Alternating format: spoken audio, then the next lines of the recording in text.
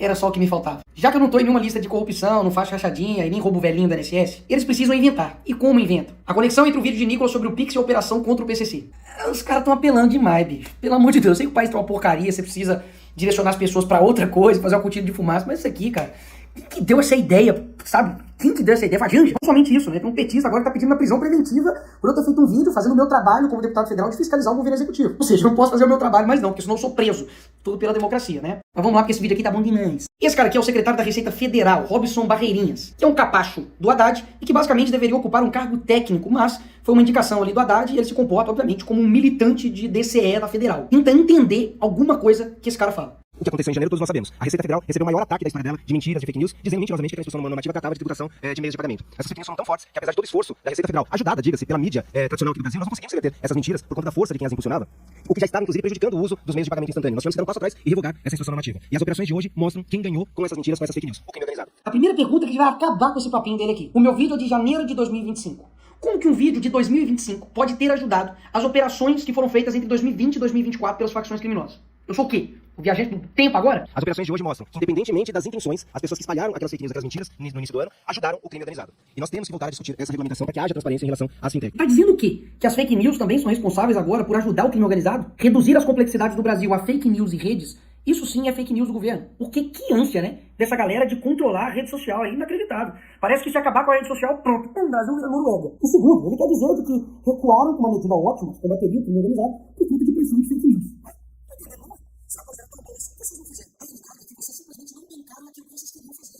Até mesmo porque, hora alguma, eu falei que o Pix seria taxado. E o Pix não será taxado. Vocês queriam era monitorar o Pix ali de 5 mil reais do seu Raimundo, da manicure, da pedicure, do pedreiro. E agora, com uma operação que envolve 46 bilhões de reais, com diversas empresas na Faria Lima, de que isso teve alguma coisa a ver com o meu vídeo. Ah, me poupe, né? Quer dizer então que se eu não tivesse feito o vídeo, eles não teriam cometido crime. Que eles só passaram a lavar dinheiro depois do meu vídeo. Vocês não acham que é subestimar demais a inteligência da gente, não?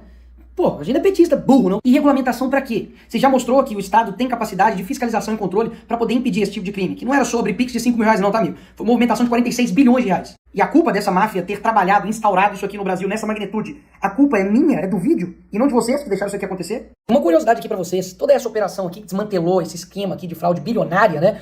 Começou com o GAECO em São Paulo, com o Ministério Público de São Paulo e a inteligência da Polícia Militar de São Paulo. O PT é tão salafrário de que esse daqui é o diretor-geral da PF. E aí o entrevistador pergunta pra ele sobre a operação. Ele não sabe de nada. Presos de hoje, 6 presos. Quem são os presos de hoje? São processos ainda sob sigilo, Jonas. Nós não vamos aqui tratar disso. Ele não sabe de nada, porque obviamente a PF chegou só nos últimos instantes ali junto com a Receita Federal pra poder pegar os louros da operação que nem eles estavam por dentro do negócio. Porque a partir do momento que a pessoa foi presa, não existe sigilo não, ô gênio. E só existe uma ditadura, você prender alguém e não falar quem foi, ué. Mas por que ele não sabe de nada? Porque ele não participou do inquérito, da operação, e basicamente estão falando aí como se eles estivessem lutando contra o crime organizado.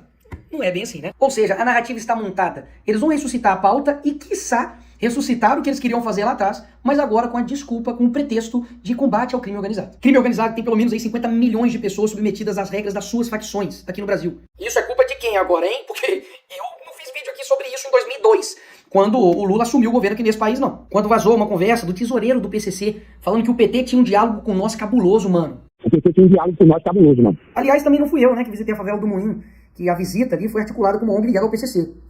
Esse carinha aqui, ó. Não fui eu que banquei a dama do tráfico, com passagem, diárias. Foi custeado, né, obviamente, pelo Ministério dos Direitos Humanos do Lula. Do Lula. Não fui eu que visitei o Complexo da Maré, que basicamente policiais dizem que você não consegue visitar lá sem ter o aval do tráfico. Não fui eu que fui citado pelo Marcos Valério.